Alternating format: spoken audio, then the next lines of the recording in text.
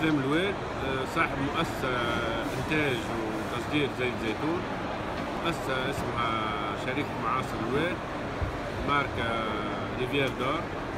Donc c'est une société qui est très ancienne. Notre société a été fondée par mon arrière-grand-père depuis 1928. Nous sommes sur le marché de l'exportation depuis la libéralisation du secteur, c'est-à-dire depuis 1995, là où le monopole de l'État a été supprimé et les privés ont pu accéder au marché de l'exportation de l'huile d'olive. Donc nous étions parmi les premiers à saisir cette opportunité, à commencer tout d'abord sur la qualité. Nous avons pu depuis 1995 installer des nouvelles machines répondant aux technologies modernes et nous avons donc à ce moment-là, à partir de la qualité, nous avons pensé à développer le conditionné. Donc le développement du conditionné a commencé chez nous à partir de 1996, où nous avons créé la marque Rivière d'Or qui était dédiée pour la bouteille. Donc depuis 1997, nous avons commencé à participer dans différents foires et salons partout dans le monde. La première foire à laquelle nous avons commencé, je me rappelle très bien, c'était le Cial Paris. C'est le Cial Paris 97. Donc de 1997 à 2006, nous avons donc fait le conditionné, mais à pas, disons, à vitesse très ralentie, jusqu'au moment où les exportateurs privés ont décidé, avec bien sûr le concours de l'État, pour créer ce qu'on appelle aujourd'hui le fonds de promotion de l'huile d'olive conditionnée.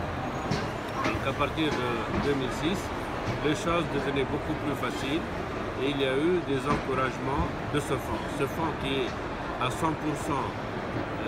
financé par les opérateurs privés dans le secteur de l'huile d'olive, a commencé donc à fonctionner à partir de 2007 et les résultats auxquels la filière est arrivée aujourd'hui sont essentiellement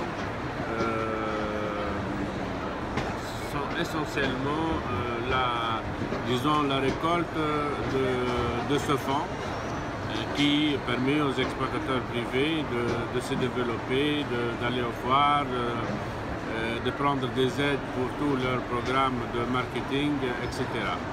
Donc depuis 2006, on est entré à une vitesse supérieure, donc, où nous avons commencé à acquérir de nouveaux marchés de l'exportation de la bouteille. Donc aujourd'hui, notre société, elle participe 7 à 10 salons par an.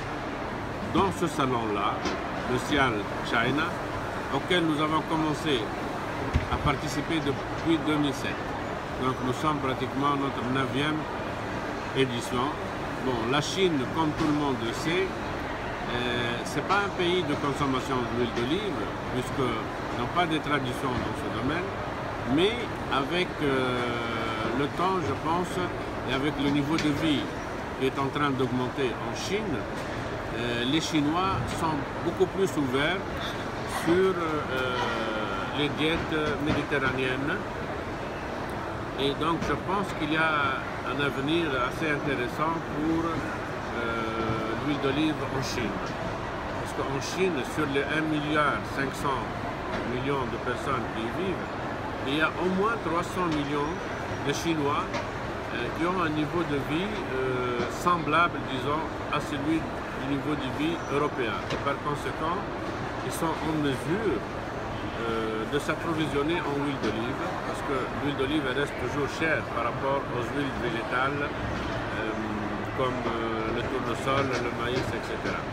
Donc moi je pense que la Chine est un marché à travailler, qui ne va pas donner ses fruits en une année ou deux, mais déjà lorsqu'on voit l'évolution de la consommation en Chine, on s'assure que c'est l'avenir. Parce que si vous regardez la Chine il y a 10 ans, la Chine n'importait que 4 000 tonnes d'huile d'olive de tous les pays producteurs. Aujourd'hui, on parle de 50 à 60 000 tonnes. Donc c'est très intéressant, il y a une multiplication par 15 Donc si vous faites une courbe, ça sera l'exponentielle, bien sûr. Et moi, je conseille tous mes collègues, tous les Tunisiens à venir en Chine, à participer pas uniquement à cette foire qui est annuelle, mais je crois qu'il y a d'autres salons et d'autres foires qu'il faut essayer de le voir et de participer. Aussi, il faut, je pense, réfléchir à organiser des journées commerciales et touristiques en même temps, c'est-à-dire des journées commerciales pour de livres touristiques, pour quand même essayer de drainer des touristes tunisiens, parce que ça crée en quelque sorte une synergie entre le commerce et le tourisme. Et ça, je pense que c'est très intéressant. Donc moi, j'invite les autorités tunisiennes à explorer mieux le marché chinois, aussi bien pour l'agroalimentaire que pour le tourisme.